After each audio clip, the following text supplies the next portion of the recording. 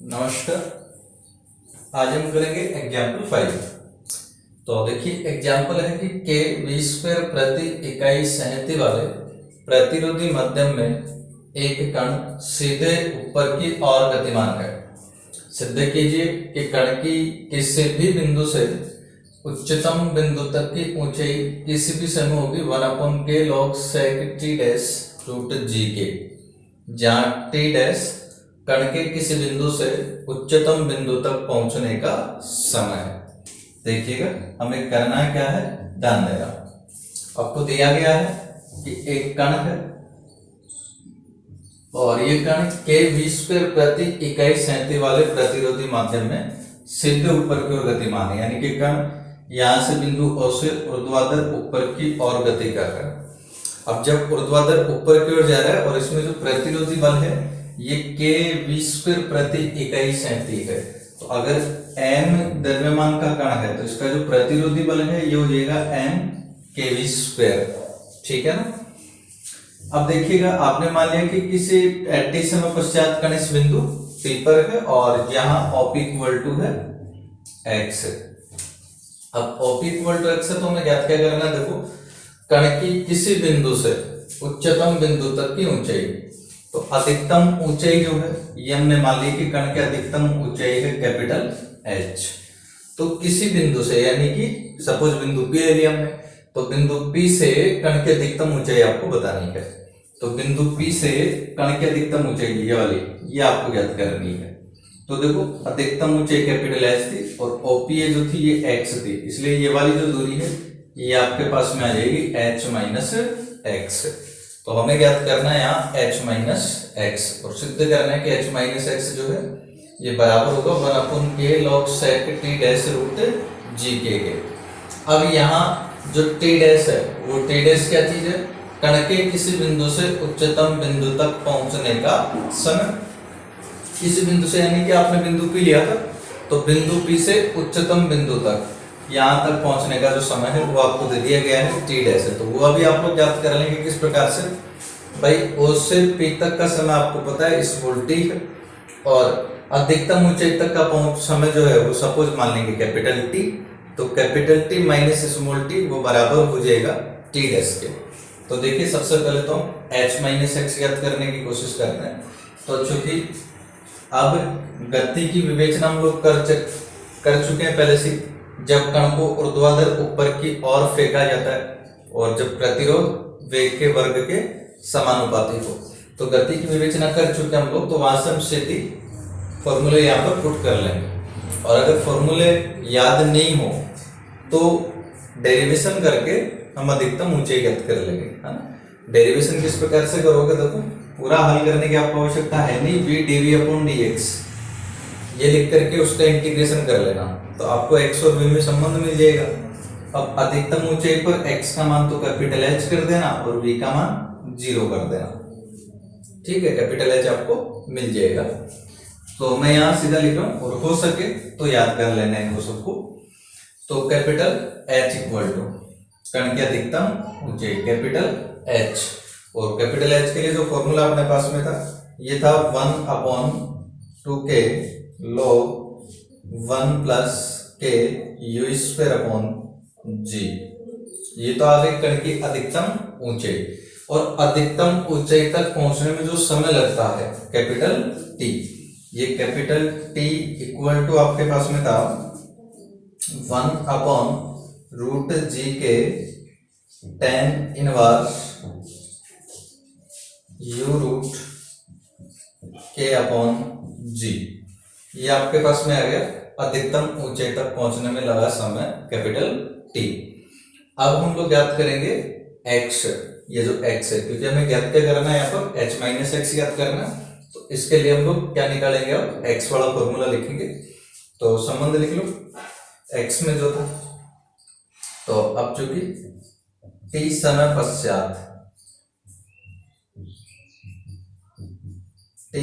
पश्चात यदि ऊंचाई x है तो x इक्वल टू, देखो x और t में जो संबंध होता है 1/2k लॉग 1 प्लस के u square upon g minus 1 upon के लॉग सेक, और इसके बाद सेक के बाद में आता है आपके पास ten inverse u root k upon g minus t root जी के। ठीक है भाई, ये आ गया टी समय पश्चात अगर ऊंचाई x है तब x और t में संबंध। अब अपने को यहां ज्ञात करना है h माइनस एक्स। अब बता दीजिए h माइनस एक्स, इसलिए अभिष्ट ऊंचाई जो आपको ज्ञात करनी थी, तो अभिष्ट ऊंचाई यहां हो जाएगी h minus x. Value put कर दीजिएगा, ये कैपिटल H और इसमें से इस x को घटा दीजिएगा। अब कैपिटल H में से जब x को घटाएंगे तो ये वाला कैंसिल हो जाएगा और ये माइनस माइनस प्लस 1 अपॉन के log sec tan inverse u root k upon g minus t root जी के। ठीक है, ये आ गई अभिष्ट ऊंचाई h माइनस एक्स। लेकिन आपको जो सिद्ध करना था कि ये जो ऊंचाई है ये वाली होगी 1 अपॉन के log sec T dash root G upon K. तो इसके लिए देखते हैं अपन, देखो क्या करेंगे।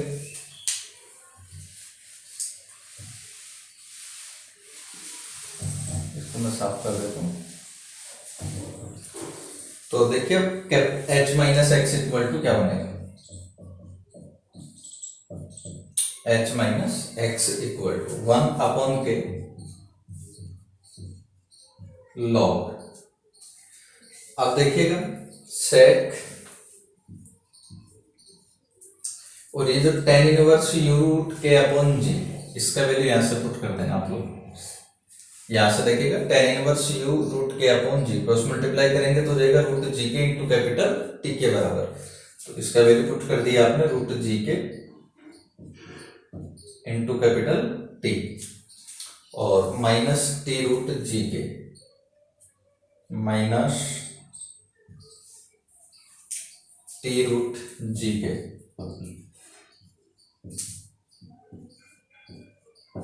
इक्वल टू, अब इसको हल कर देंगे तो आ जाएगा 1 अपॉन के लॉग सेक,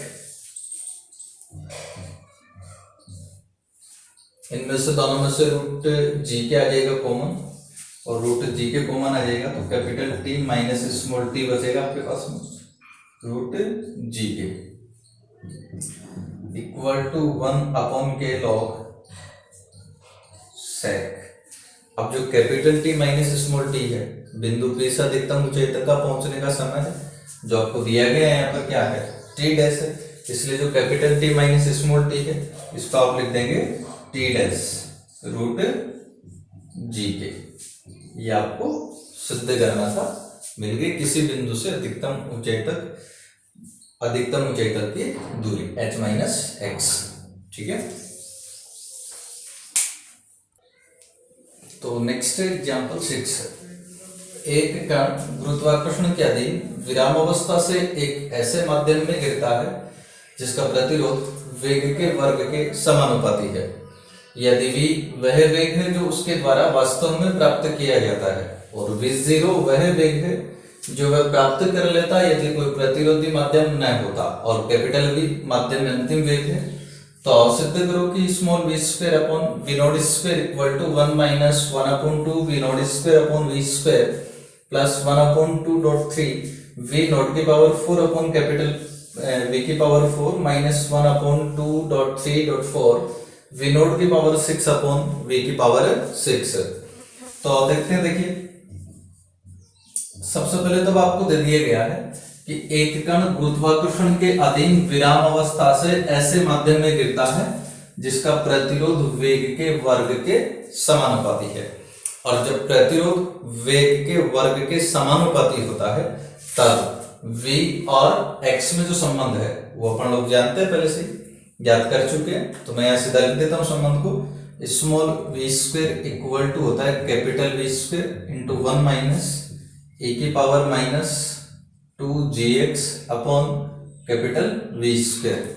ये तो आपके पास में हो गया इक्वेशन नंबर फर्स्ट। इसके बाद में देखिएगा आगे आपको क्या दिया है, यदि v वह वेग है जो उसके द्वारा वास्तव में प्राप्त किया जाता है, लिख दिया अपन, और v नॉट वह वेग है जो वह प्राप्त कर लेता यदि कोई प्रतिरोधी माध्यम न होता। यानी कि अगर प्रतिरोध नहीं होता तो क्या होता, देखिएगा कण नीचे की ओर गिर रहा है तो बस केवल एक ही बल कार्य करता, उसका भार mg। ठीक है, प्रतिरोध तो यहाँ पर कार्य ही नहीं कर रहा आपको, तो देखिए केवल एक ही बल कार्य करता mg। तो इसका जो गति का समीकरण इस कंडीशन में होता वो ऐसा होता m d2x upon dt square equal to, यहां लिख देना यदि प्रतिरोध न हो, यदि प्रतिरोध न हो तो गति का समीकरण। तो गति का समीकरण जो है इस टाइप से हो जाएगा m d2x upon dt square, और अब केवल एक ही बल कार्य कर रहा है mg, तो d2x अपॉन dt स्क्वायर इसको आप v dv अपॉन dx लिख देंगे और इक्वल टू बचे आपके पास में g, चरों को पृथक कर देंगे तो v dv equal to g dx। Integration कर दीजिए, इंटीग्रेशन जब अपन कर लेंगे तो हो जाएगा integration of v dv equal to g तो अचर ही, इंटीग्रेशन ऑफ dx, दोनों पक्षों को हम 2 से मल्टीप्लाई कर देते हैं तो यहाँ 2 भी होगा जिसका इंटीग्रेशन हो जाएगा v स्क्वायर, और यहाँ 2g अचर है और dx का जो इंटीग्रेशन है ये आपके पास में x हो जाएगा और प्लस एक अचर आप ऐड कर देंगे c। तो चूंकि प्रारंभ में c का मान ज्ञात करने के लिए x इक्वल टू 0 और v इक्वल टू 0, क्योंकि आपने कण को गिराया है तो 0 c का मान आपके पास में आ जाएगा 0, तो c का वैल्यू पुट कर देंगे और वेग जो है वो आपको v नोट दिया हुआ है तो v के स्थान पर भी v नोट कर देना, तो v not square equal to 2gx, ये v नोट स्क्वायर आपके पास में आ गया। तो इसको आप इक्वेशन नंबर सेकंड कर दीजिएगा, तो 1 व 2 से अब दोनों इक्वेशन की सहायता से आपको x का विलोपन करना है और ये वाला प्रूव करना है। तो देखिए v square equal to small v square equal to capital v square 1 माइनस e की पावर माइनस से 2gx, तो 2gx का वैल्यू पुट कर देंगे आप लोग v नॉट स्क्वायर और बटा कैपिटल v स्क्वायर। ठीक है भाई, तो ये आपके पास में आ गया। अब इसको हल करके आपको ऐसा बनाना है, तो इस प्रकार से बनाने के लिए small v square equal to capital v square 1 minus, इसका प्रसार कर दीजिए आप लोग e की पावर माइनस x का, e की पावर माइनस x का प्रसार जब करते हैं तो सबसे पहले आ जाता है 1, तो सबसे पहले आ जाएगा 1, फिर आता है माइनस x, तो माइनस x का मतलब हो गया v नॉट स्क्वायर बटा कैपिटल v स्क्वायर। इसके बाद आता है एक्स स्क्वायर अपॉन 2 फैक्टोरियल, तो एक्स स्क्वायर का मतलब तो हो जाएगा v नॉट की पावर 4 अपॉन कैपिटल v की पावर 4 और ये 2 फैक्टोरियल। इसके बाद में आपके पास अगला पद आता है minus x cube upon 3 factorial, तो एक्स क्यूब का मतलब v नॉट की पावर 6 हो जाएगा और बटा कैपिटल v की पावर 6 और ये 3 फैक्टोरियल। ठीक है, ये आपने इसका प्रसार कर दिया। अब इसको हल कर लेंगे अपन, जो भी बनता है।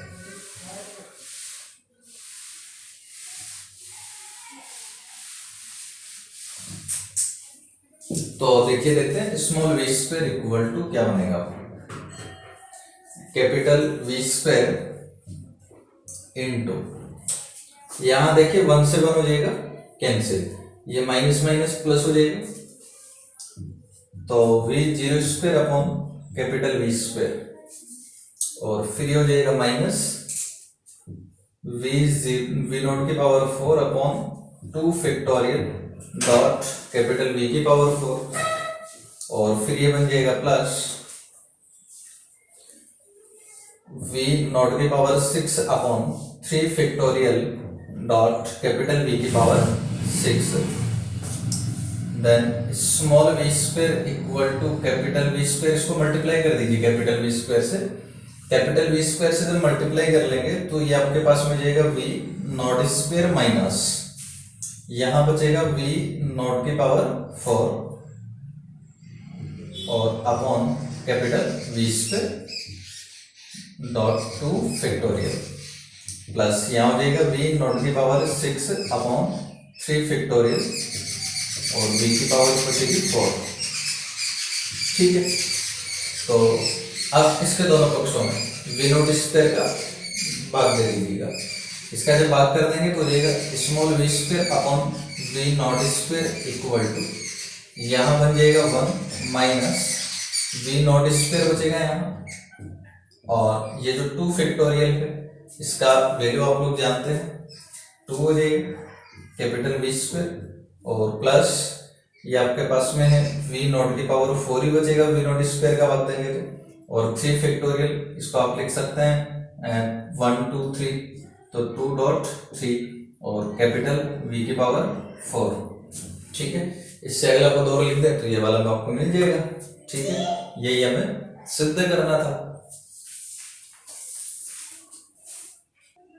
तो अब एक्सरसाइज में पहला प्रश्न के v क्यूब प्रति इकाई संहति वाले प्रतिरोधी माध्यम में एक तार एक सरल रेखा में चलता है। प्रदर्शित कीजिए कि यदि t समय पर इसका वेग v व दूरी s है तो v equal to u upon 1 plus 2 ku s तथा t equal to s upon u plus 1 upon 2 k s square, जहां u कण का प्रारंभिक वेग है।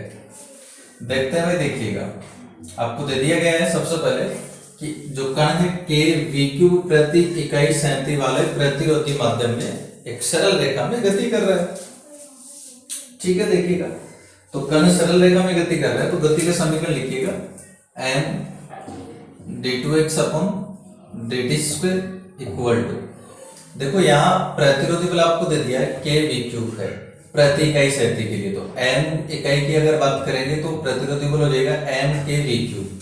अब देखो कण इस प्रकार से गति कर रहा है, जैसे मान लीजिएगा यहाँ उससे गति कर रहा है, t समय पश्चात बिंदु P पर पहुंच जाता है जहां OP इक्वल टू x है।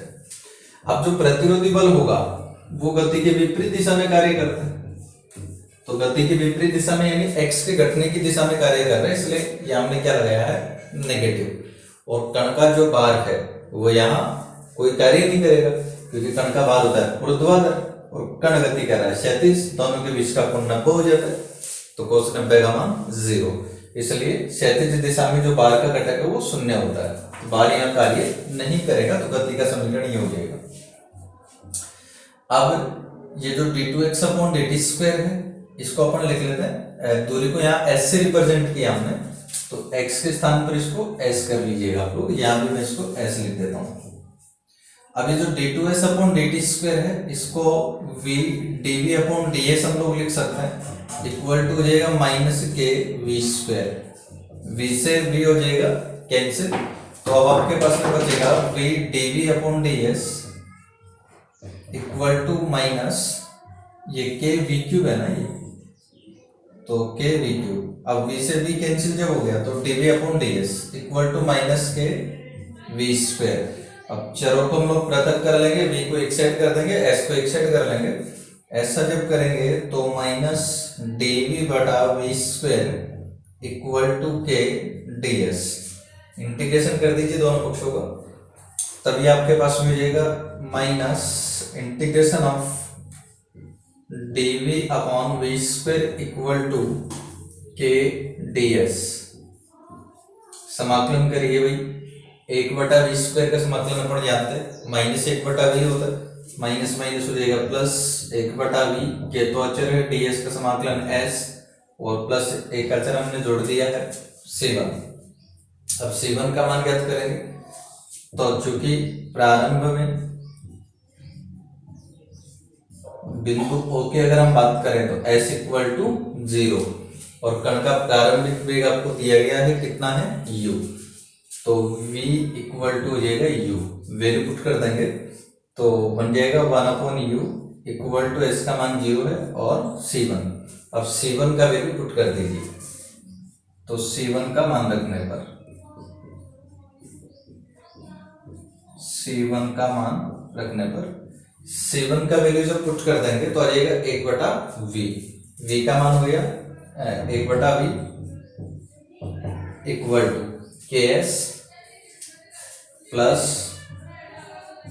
C1, और C1 का जो मान है ये आपके पास में आ गया 1/U। तो ये अपने पास में आ गया भाई 1/U। एलसीएम ले लीजिएगा तो 1/V इक्वल टू U, जब एलसीएम आ जाएगा तो ये बनेगा 1 प्लस के you s, then V equal to U upon 1 plus के यू एस। तो ये आपके पास में आ गया वेग V। इसको क्वेश्चन में ठीक कर लेना, ये 2 को उठा देना, यही बनेगा U अपॉन 1 प्लस के यू एस। तो ये तो अपने पास में आ गया वेग। वेग के बाद में अपने को ज्ञात करना है समय t s के पदों में। तो देखते हैं आप कैसे करेंगे। देखिए वेग आपने ज्ञात कर लिया, तो वेग v और यहां से मैं t ज्ञात करना, तो v को अपन ds अपॉन dt लिख सकते हैं। तो v को आप लिखेंगे ds upon dt, ds upon dt equal to u upon 1 plus के you S, u upon 1 plus के यू एस। फिर से चरों को पृथक कर देंगे, s को हम एक साइड कर देंगे और t को एक साइड कर देंगे। ऐसा जब कर लेंगे तो जाएगा 1 प्लस के you s d s equal to u d t. Integration कर दीजिए भाई, 1 का हो जाएगा s प्लस के यू एस का हो जाएगा एस स्क्वायर अपॉन 2 और equal to u t plus एक अचर आप जोड़ दें C2। अब C2 का मान ज्ञात करेंगे। C2 का मान ज्ञात करना है तो चूंकि प्रारंभ में s equal to 0 t equal to 0, दोनों का वैल्यू पुट करो तो 0 0 0, C2 का मान आपके पास में आ जाएगा 0। अब C2 का वैल्यू पुट कर दीजिएगा।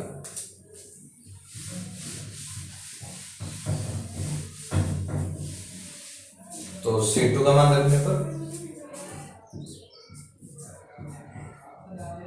C2 का मान रखने पर देखते हैं जब C2 का वैल्यू पुट करते हैं तो क्या बनता है, s प्लस के you s square upon 2 equal to u t, और दोनों पक्षों को u से डिवाइड कर दीजिए तो t इक्वल टू बन जाएगा s बटा u प्लस यहाँ जब u से डिवाइड कर देंगे तो हो जाएगा 1/2 के एस स्क्वायर। ये आ गया आपके पास में समय t जो हमें ज्ञात करना था।